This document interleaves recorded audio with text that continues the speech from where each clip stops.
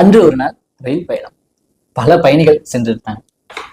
அந்த சமயத்துல ஒரு முதியவர் திடீர்னு எழுந்திரிச்சு சொல்றாரு, இந்த இடத்துல இந்த நொடியில இப்போ கடவுள் தோன்ற போறாரு அப்படின்னு சொல்லியிருக்காங்க. பலரும் ஆச்சரியப்பட்டாங்க, பலரும் கோபமும் அடைஞ்சாங்க. அந்த இடத்துல ஒரு பெண்மணி, ஐயா உங்களுக்கு வேற வேலையே இல்லையா, அமைதியா உட்காருங்க அப்படின்னு இருக்காங்க. என்னாச்சு ஏதாச்சும் தெரியல. திரும்பவும் ரொம்ப நேரம் கழிச்சு அவர் அதே எழுச்சி, கடவுள் இங்க வர போறாரு, இந்த இடத்துல வர போறாரு அப்படின்னு ஆணித்தரமா அடிச்சு சொல்றாங்க.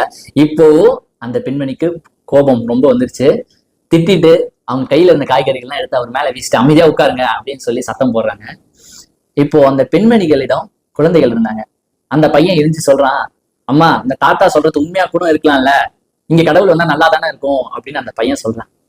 இப்போ என்னாச்சுன்னு பாத்தீங்கன்னா, அந்த அம்மா பெண்மணி அந்த முதியோரிடம் போய் மண்டிட்டு மன்னிப்பு கேட்டாங்க. இந்த முதியோருக்கு ரொம்பவே குழப்பம் அடைஞ்சிட்டாரு. என்ன ஆச்சு ஏதாச்சு, ஏமா இப்பதான் என்ன திட்டினீங்க, எதுக்கு என்கிட்ட மன்னிப்பு கேட்கறீங்க அப்படின்னு கேட்டிருக்காங்க. என்னன்னு பாத்தீங்கன்னா, அந்த பெண்மணியோட மகன் இந்நாள் வரைக்கும் ஊமையா தான் இருந்திருக்கான். இந்த நொடிதான் பேசவே ஆரம்பிச்சிருக்கான். இதன் மூலயமா கடவுள் அந்த முதியவர் ரூபத்துல அந்த இடத்துல தோன்றிருக்காருன்னு தான் அந்த பெண்மணி நம்புறாங்க.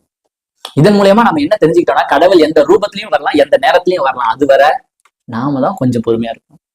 நடந்ததை நம்புங்க, நடப்பதையும் நம்புங்க, இனி நடக்க போவதையும் நம்புங்க.